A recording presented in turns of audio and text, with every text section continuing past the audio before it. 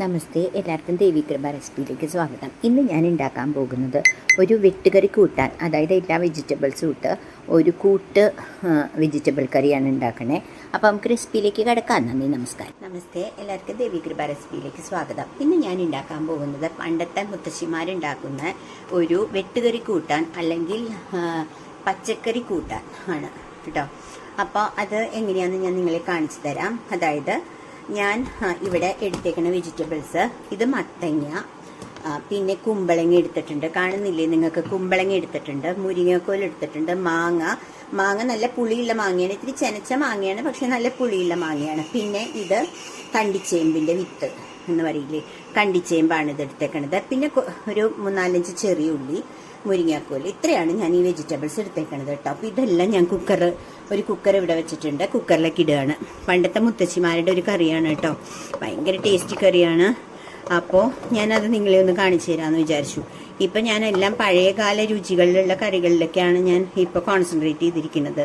അപ്പോൾ അതെല്ലാവർക്കും ഇഷ്ടപ്പെടുന്നു.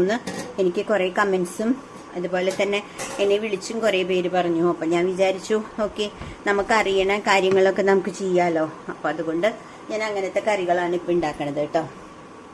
അതിനുശേഷം ഞാൻ ഇതിലേക്ക് കുറച്ച് വെള്ളം ഒഴിക്കുക. ഗ്യാസ് ഓൺ ചെയ്തിട്ടില്ല കേട്ടോ, പച്ചക്കറി കുക്ക് ചെയ്യാൻ അത്രയും വെള്ളം ഒഴിച്ചു. എന്നിട്ട് അപ്പോൾ എന്നിട്ട് നമ്മൾ ചെയ്യേണ്ടത് ഒരു ആവശ്യത്തിന് മഞ്ഞൾപ്പൊടി ഇടുക, പിന്നെ ചെയ്യുന്നത് ഉപ്പിടുക. ഇത് പണ്ടത്തെ തറവാട്ടുകളിൽ ഒരുപാട് ആളുകൾ ഉണ്ടാവില്ലേ, കൂട്ടുകുടുംബല്ലേ, അപ്പോൾ ഇങ്ങനത്തെ കറികളൊക്കെ ആണ് മുത്തശ്ശിമാർ വെക്കുക. അപ്പോൾ എല്ലാ വെജിറ്റബിൾസൊക്കെ ഇട്ട്, എന്താണെന്ന് വെച്ചാൽ കൃഷിയൊക്കെ ഉള്ളതുകൊണ്ട് ഒരുപാട് വെജിറ്റബിൾസൊക്കെ ഉണ്ടാവും വീട്ടിൽ തന്നെ. അപ്പോൾ ഇങ്ങനത്തെ ഭയങ്കര ടേസ്റ്റി ആയിട്ടുള്ള കറിയാണ് വെച്ചുണ്ടാക്കുക. എന്നിട്ട് അടുത്തത് ചെയ്യേണ്ടത് 1 സ്പൂൺ കുരുമുളക് പൊടി കേട്ടോ. കണ്ടില്ലേ, ഇത് ചെറിയ സ്പൂണായ കാരണം ഞാൻ കുറച്ചുകൂടി ഇടുന്നുണ്ട്. 1 സ്പൂൺ തന്നെ ഇട്ടിട്ടുള്ളൂ, ചെറിയ സ്പൂൺ ആയാലും കുറച്ചും കൂടി ഇട്ടതാ കേട്ടോ. എന്നിട്ട് ഇതെല്ലാം കൂടി മിക്സ് ചെയ്ത് നമ്മൾ ഒന്ന് കുക്ക് ചെയ്യാൻ വെക്കുക. അപ്പോൾ ഇതിൻ്റെ എല്ലാ വെജിറ്റബിൾസും കുക്കാവാൻ ഞാൻ ഇതിന് മുമ്പ് ഉണ്ടാക്കിയപ്പോഴൊക്കെ 1 വിസിലാണ് കേട്ടോ. അപ്പോൾ അതുപോലെ തന്നെ കുക്കർ വെച്ചു. അതിനുശേഷം ഗ്യാസ് ഓൺ ചെയ്തു. പിന്നെ ഞാൻ ഇതിൻ്റെ വെയിറ്റ് ഇടുകയാണ് കേട്ടോ. അപ്പോൾ 1 വിസിൽ വരെ നമുക്കൊന്ന് വെയിറ്റ് ചെയ്യാം. ഓക്കെ. അപ്പോൾ ഇത് കുക്ക് ചെയ്യണതിൻ്റെ ഇടയിൽ നമ്മൾ ചെയ്യേണ്ടത്, ഞാൻ ഒരു മുറി തേങ്ങ എടുത്തിട്ടുണ്ട്, ഒരു 6-7 പച്ചമുളക് എടുത്തിട്ടുണ്ട്, പിന്നെ ജീരകം, ചെറിയുള്ളി, ഇത് നന്നായിട്ട് അരയ്ക്കണം.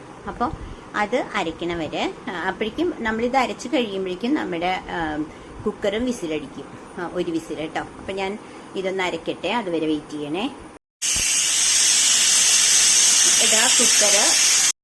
കുക്കർ ഞാനൊരു 2 വിസിൽ അടുപ്പിച്ചു കേട്ടോ. അപ്പോൾ അത് കഴിഞ്ഞ് അരച്ചും വെച്ചു. അപ്പോൾ ഇതിൻ്റെ എന്താ പറയുക, ഈ പ്രഷർ ഒന്ന് പോട്ടെ, എന്നിട്ട് നമുക്ക് ബാക്കി കാണാം. അപ്പോൾ നമ്മൾ കുക്കറിൻ്റെ പ്രഷർ പോയി.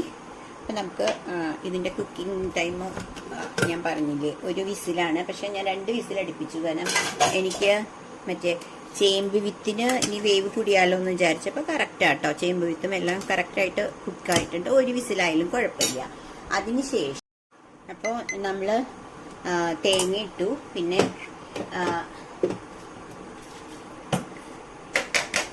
കുറച്ചും കൂടി ഇത് ഒഴിച്ചു കൂട്ടാനായാലും കുറച്ച് ലൂസായിട്ട് വേണമല്ലോ. അപ്പോൾ കുറച്ചും കൂടി മിക്സിയിലെ കുറച്ച് വെള്ളം ഒഴിച്ച് അതും കൂടി ഒഴിച്ചു. അപ്പോൾ ഇത് നിങ്ങളോട് പ്രത്യേകം പറയും, ഗ്യാസ് ഓൺ ചെയ്തിട്ടില്ല കേട്ടോ, ഗ്യാസ് ഓൺ ചെയ്തു. അപ്പം ഇതൊന്ന് തിളക്കട്ടെ. അപ്പം പ്രത്യേകം പറയാനുള്ളത്, നമ്മളിത് മാങ്ങ ഇട്ടതുകൊണ്ട് നമുക്ക് പുളി ഒഴിക്കണ്ട, അല്ലെങ്കിൽ കുറച്ചൊരു നെല്ലിക്ക വലുപ്പത്തിലുള്ള വാളംപുളി വെള്ളത്തിലിട്ട് വെച്ചിട്ട് അത് പിഴിഞ്ഞൊഴിക്കണം കേട്ടോ. അപ്പം അതിനല്ല, ഞാൻ മാങ്ങ ഇട്ടതുകൊണ്ടാണ് അങ്ങനെ ചെയ്തത്. ഇത് വളരെ ടേസ്റ്റി ആയിട്ടുള്ള ഒരു കറിയാണ്. അപ്പോൾ എല്ലാ വെജിറ്റബിൾസും നമുക്കിടാം. പിന്നെ കായ, ഞാൻ മുത്തശ്ശി ഇടുന്ന വെജിറ്റബിൾസ് ആണ് കേട്ടോ ഇപ്പം ഇതിലിട്ടേക്കണേ. പക്ഷെ മുത്തശ്ശി കായ ഇടാറുണ്ട്, പക്ഷെ കായ ഇപ്പം എൻ്റെ കയ്യിൽ ഇല്ലാത്തതുകൊണ്ട് ഞാൻ കായ ഇട്ടിട്ടില്ല. കായ മാത്രം മുത്തശ്ശിയുടെ വെജിറ്റബിൾസിൽ കായ മാത്രം ഞാൻ ഇട്ടിട്ടില്ല. കുറച്ച് ഉപ്പും കൂടി ഇടണം. അപ്പോൾ നിങ്ങൾക്ക് ഇടയിൽ കായ ഉണ്ടെങ്കിൽ കായയും ഇടാം. പിന്നെ ഇത് അപ്പം ഇത്രയും വെജിറ്റബിൾസ് നമ്മൾ ഉണ്ടാക്കുകയാണെങ്കിൽ, കുട്ടികൾ കഴിക്കുകയാണെങ്കിൽ കുട്ടികൾക്ക് ഇതെല്ലാം കഴിക്കാനും പറ്റും.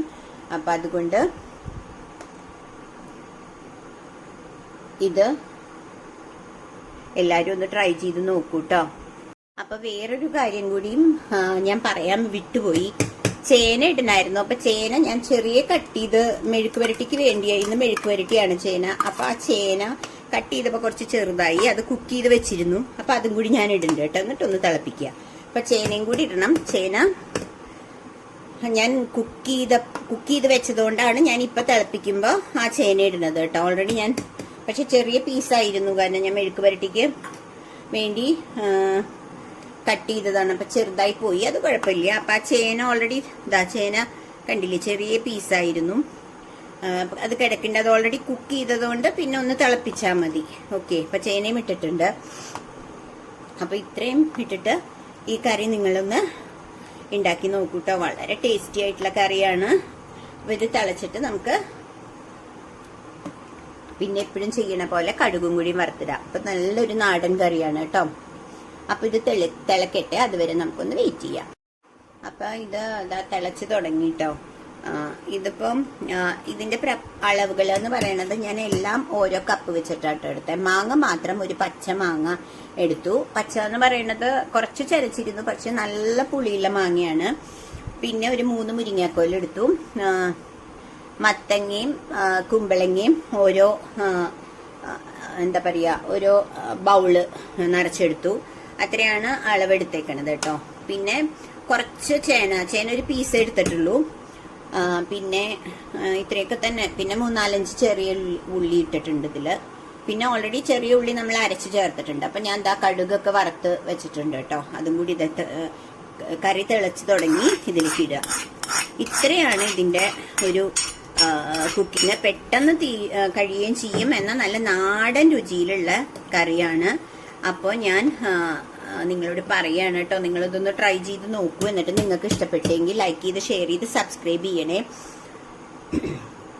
അപ്പോൾ ഞാൻ അടുത്തൊരു നാടൻ രുചിയായിട്ടുള്ള കറിയായിട്ട് വരുന്നവരെ എല്ലാവർക്കും ബായ്.